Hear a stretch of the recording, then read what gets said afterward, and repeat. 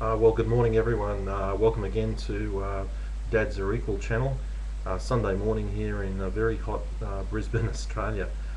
Look, I was reading the newspaper and I couldn't help but think about um, the stolen generation. For those of you that are Aussies, you'll know a lot about it. Australia was habitated by Aboriginal people for something like 40,000 years before the settlement of white man, and Australia has only been uh, um, have taken over, if you like, by white people for the last 200 years, and as a result of that, the white people inflicted quite a lot of wrongs upon the Aboriginal and Torres Strait Islander groups. And part of that was the taking of many Aboriginal children, not just children, adults as well, in what's been called the stolen generation. They were taken away from their families, educated, the right way, and taught what's the right way to live, etc., etc., etc., and effectively robbing those children from their whole lives with their families, and something very, very wrong and very shameful in Australia's past. We had an historic apology to the stolen generation back on the 13th of February by the Prime Minister of Australia, and he went on to physically say to the nation, "Look, for this we're indeed very sorry." It made me think a lot about fathers, separated dads that have also lost their children, and just as the Aboriginal Torres Strait Islander Indigenous people have had their children taken from them, so too have many, many Aussie fathers. And I know there's a lot of you that subscribe to this channel, not just from Australia, and you're in exactly the same boat. You divorced, you're separated, and next thing, if you're lucky, you get to see your kids 2 days a fortnight, or maybe not at all for months, years, and your kids are just taken from you. You've got to go through the courts, you've got to fight to see your children, and it's a huge injustice. And what we've got here developing is another stolen generation where children have had their fathers taken from them. And this is a massive, massive problem. For those of you that haven't watched Bob Geldof's video here on YouTube, there's a link on my channel page, and I really invite you to go and have a look at it. The man's got a lot of integrity, and he's speaking from first-hand experience. I'd also invite you to click on some of the other links here at the bottom of my page and go and have a look at some of the other stories of other dads.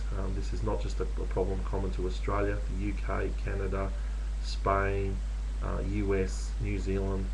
It's happening everywhere. So look, I just want to just read a little bit from Mr. Rudd. He's the Prime Minister of Australia's speech. How relevant is this to separated fathers? Okay.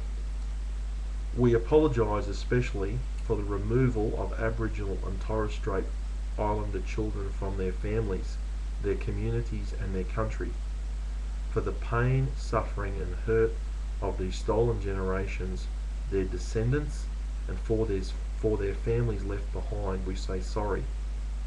To the mothers and fathers, the brothers and the sisters, for the breaking up of families and communities, we are sorry. And for the indignity and degradation thus inflicted on a proud people and a proud culture, we say sorry.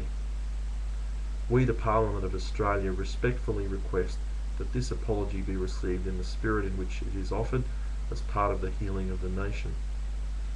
Now, what the government is doing there is they're acknowledging formally to the citizens of Australia and to world watchers that it was wrong to steal children from families.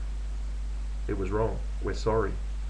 Now, what we've got here is a family law court system that is stealing exactly the same children from their dads. And it goes on to say here, a future where this Parliament resolves that the injustices of the past must never, never happen again. It's this is typical of government, isn't it? You know, we go to the public, apologising and saying it's wrong on one hand, and yet right at the same time we are doing exactly the same thing with another group. And we're not talking a small group here. We're talking, let's say men make up 50% of the population of the country.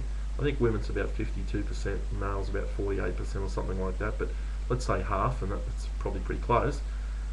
Of that, I'll have to look up some statistics and find out exactly how many men are actually separated and divorced and have children as a result of that. But we're talking hundreds and hundreds of thousands of kids here. We're not just talking 5 or 10, hundreds of thousands. And I know every weekend or every second weekend, hundreds of thousands of kids, are trouted off to McDonald's car parks and to do the hostage style changeover, and to meet their dads. Only 2 days later, to have their dads go back teary-eyed to see their kids go to leave their lives for another 2 weeks. It is a stolen generation. I don't agree with it, and I don't want to sit back and just accept it because it's not right. And the Aboriginal and Torres Strait Islander people, they pushed the government to acknowledge that what was done, it was wrong. It was taking children from any race, any group, from their family unit is wrong, unless there was severe circumstances like absolute danger or absolute abuse. No question. Okay? Always the interests of the kids must come first. But here we've got another huge stolen generation. Look, it could even be larger than what we've experienced here in Australia. And I was watching same in Canada, where there's a stolen generation, Indian families, kids taken from Indian families. Wrong. It's not just wrong, it's hugely wrong. And here we've got this huge wave swelling in the ocean of fathers that have had their kids abducted, stolen, taken, blocked from fathers that love them, that have brought them into the world, that care about their children. And I don't agree with it. Please come back and make some comment. Tell your friends, subscribe to my channel. I've had enough of it and I'm doing something about it. Dads are equal.